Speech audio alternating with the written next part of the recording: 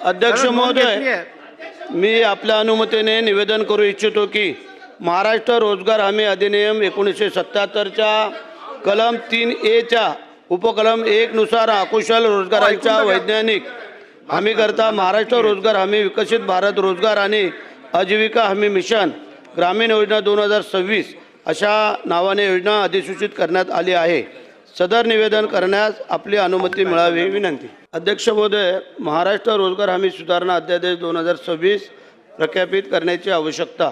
विकसित भारत रोजगार व आजीविका हमी अभियान ग्रामीण अधिनियम 2025 संसदेद्वारे पारित करण्यात आला आहे। संपूर्ण देशात दिनांक 1 जुलै 2026 पासून लागू होत आहे।